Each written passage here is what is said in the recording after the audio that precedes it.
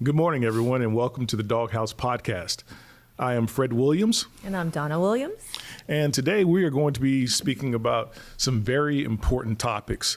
Number one, what do you do when you find a lost dog, And then number two, after you're able to get that dog in your possession, after the dog trusts you, whatever the case may be, what do you do? Or what if you can't even approach the dog? What do you do? Those are good questions. Okay, well, let's start off with if you find a dog that is roaming, number one, safety first, okay? As much as we want to save everybody, you have to think about your safety. Not all dogs that you approach are friendly. We don't know what their background is. We don't know what has happened to this animal, that it could be aggressive. It could have been used as bait. We don't know what the situation is. So if the dog is already snarling and growling at you, back up. Go ahead and call the city. Let them come because that is what they're trained to do, okay? You don't want to end up getting injured and you end up in the hospital because you've been bit, Sure. But if you do find a dog that comes, approaches you, sometimes even when they approach you, they're a little nervous. You can tell by with their head tucked down, their tail tucked. Those are signs that this dog has been abused by people. Maybe it's because they were by their home, they're throwing things at, who knows what the situation is, or they were abused by their previous owners. Yeah. And then you have dogs that just come and approach you and roll over and they're just, just want love. But when you do find a dog that you can approach, what's the first thing you do? See if it's got a tag. Yeah, any kind of tag. Yes. What kind of tag are we talking about? A name tag, okay. Absolutely. Make sure if it's a name on the tag, maybe it's got a number. I don't know. If it has a number, an individual could call that number, Absolutely. See if that's the owner, let them know, hey, I found your dog, blah, blah, blah, right? Yes. Okay. Now, if they don't have a name tag, let's see if they've got a rabies tag. And on that rabies tag, it has the rabies number with the vet's telephone number. Okay. That you can call the vet because that tag is associated with that veterinarian. Okay. And that number is associated with that pet owner. Correct. Okay. So you have the rabies ID tag that Yes. you can use, which has the phone number of the vet who Yes. issued that rabies Yes. to that dog. Or I think in some states it's called a vet ID tag Yes, as well. it is. So that's a way you can get to the owner as well, calling the vet and asking the vet or giving the vet that ID number on the tag, and they can pull up that client. Absolutely. Okay. Nice. And the most effective way is microchip. Now, it's not seen to the human eyes if he's microchipped or not. Right. But if you are able to get that dog to a vet, they can scan to see if he's microchipped.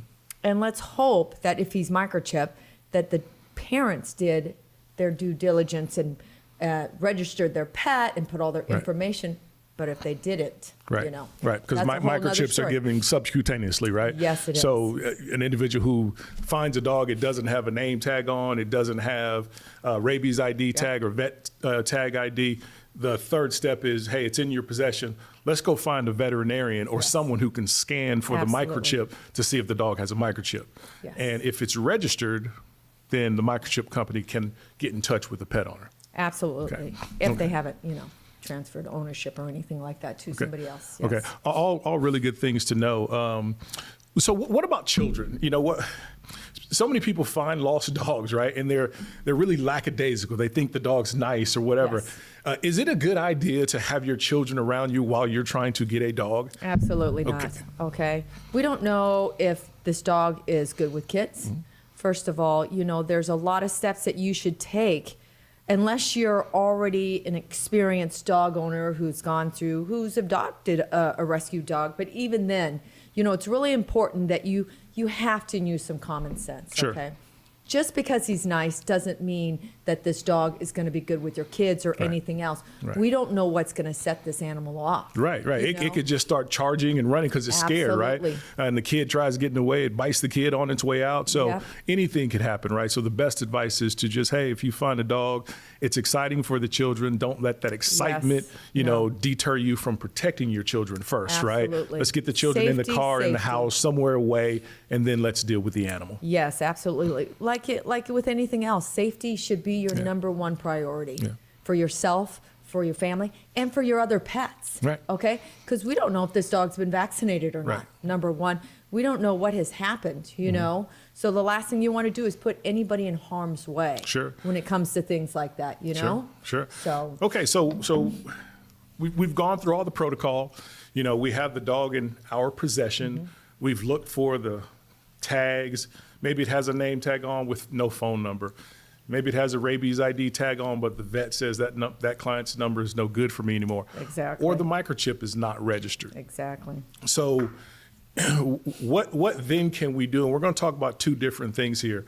The first thing is we're going to talk about MyPetCredentials and how MyPetCredentials can, number one, help pet owners to say, hey, register your dog within MyPetCredentials, because there's 3 ways to keep that dog safe. You can register your dog's name tag, Yes. your dog's rabies ID or vet tag ID, or you can register your pet's microchip. And the system takes any form of microchip from any manufacturer. So those are 3 ways to keep your pet safe. So if someone finds your pet, they can go to mpcloss.com and enter any one of those tracking numbers. So let's talk about that for a second here and how easy it is to register your pet.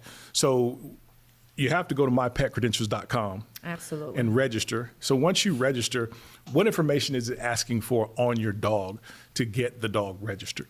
Okay, well, the best thing about MyPetCredentials is it's pretty self-explanatory. You know, you put in the breed, the age, what the dog eats, everything about this dog. It asks for the microchip number from another microchip company. You know, you can put in any of the microchip information from any manufacturer because there's numerous microchip companies out there, number one. So we're asking for the pet's information first? Absolutely. So we get that identifying information. It's basically just physically looking at your Yes. dog? Okay, getting that information? Does it have spots? Is it got one eye that's blue, brown? You want to put all the details about your pet. So if somebody should find that pet, they know all the information right there. Right. In reference to the color, the spots, any distinct marks on the dogs. Then put in all your tracking information. Okay, so it's going to ask you for your tracking information next, and we're going to put in the microchip number of the Microchip dog, number. the dog's name tag, The rabies. and the rabies ID. And we've done this in a way for the rabies ID. We've made it a unique number, right? You get to put in the actual ID on the Correct. tag. It's very important that when you put in that rabies ID or vet tag ID, you take it from the tag and not the paperwork. Sometimes on the paperwork, there's an extra 0 in there Yes. that doesn't need to be in there, whatever the case may be. And you take the phone number from the tag. Yes, that's associated with that rabies tag that comes from the vet because that's where it was given its rabies Right. shot. Right. Okay, And it's associated with that particular vet. And we're going to show the audience here on how that actually works in a few minutes. So lastly, the other key important things is we need to upload an image of the pet, right? So if somebody finds it, Absolutely. right? So we ask for a right image The front and Front the right and the left. and a left. So we ask for upload a front image of your pet, a left image, and a right image. So if someone finds that dog or cat or horse or whatever it may be, Yes. they can quickly identify the pet to say, yes, that's the exact pet that I have in my possession. You know, And wouldn't you want to take that precaution and upload these pictures? Right. Because, you know, sometimes dogs do look the same Sure, because absolutely. it's particular breeds that all look the same, but there might be different markings Yeah. on that particular pet that will showcase if you upload your pictures. Sure. You know, that's super important. very good information, very Yes. good information.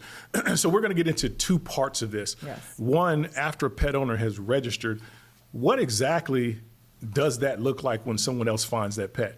And then number 2, what if the pet's not registered in MyPetCredentials, but someone has found the pet? How do they get that pet to the owner, right? Yes. So the first thing we're going to look at here is we're going to go to mpcloss.com. Absolutely. And it tells you I have found a pet or I have lost my pet. Yes. So there's something for someone who has found a lost pet, and there's something for someone who has lost a pet. So someone who has, for a pet owner, once the pet is registered and you've registered the name tag ID, the microchip number, or the rabies or vet tag number, you're ready to go. MyPetCredentials also, at the time of registration, creates an NPC security number, correct? Absolutely. That Right. was another form of identifying that pet once you've registered. And we can get that in the form of a QR code. Correct. So now Or a people can tag. just scan it, right? Yeah. So there's 4 different ways My Pet Credentials gives pet owners the ability to keep their pets safe if it's ever lost and found by a stranger. Right. And the same way, 4 ways for an animal rescue or A city shelter, shelter or yes. whatever to identify a lost pet to get it back to its owner. I mean, how many other platforms do you know of that allows you to take somebody else's information, a microchip number or a rabies tag, and put it into their system, so it gives you so many different other avenues of finding a lost pet? I don't know really any other than My Pet Credentials. And when we encourage, people out there with lost and found systems, come join our show. Let's put everything side by side. We want pet owners to have every choice out there available to keeping their loved one safe, right? Absolutely. And we're trying to improve every day on the quality of everything and the things we offer so that we are going to identify that pet. So if we go here to My Pet Credentials or mpclost.com, we can take a look at this. And if you have found a pet and a pet owner has registered here, it's going to ask, hey, do you have a name tag ID? Absolutely. That's the caller, right? It could be a simple name. We're going to use Mac as an example. Somebody's found a dog. The dog's name is Mac, M-A-K.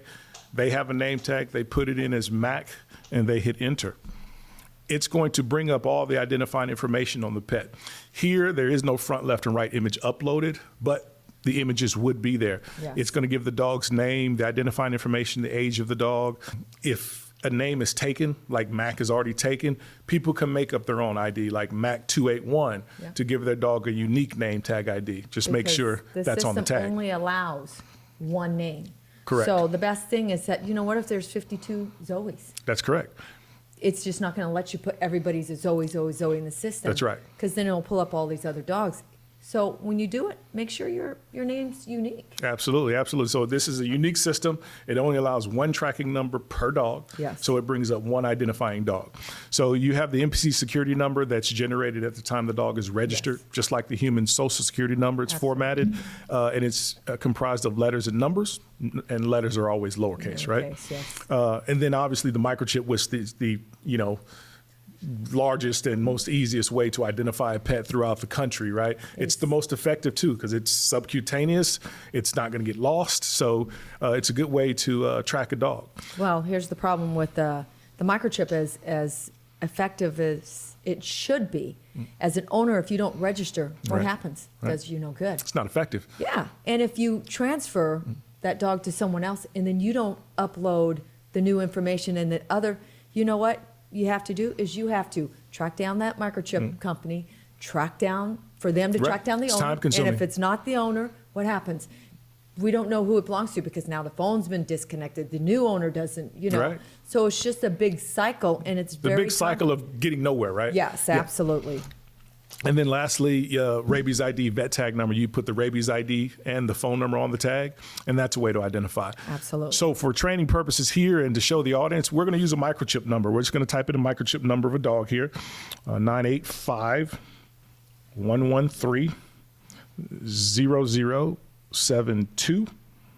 985-1113-0072-35622. Once that microchip number is put in, it could be put in by a veterinarian. Yeah. It could be put in by a city pound, a person that just caught the dog on the street, whatever the case may be.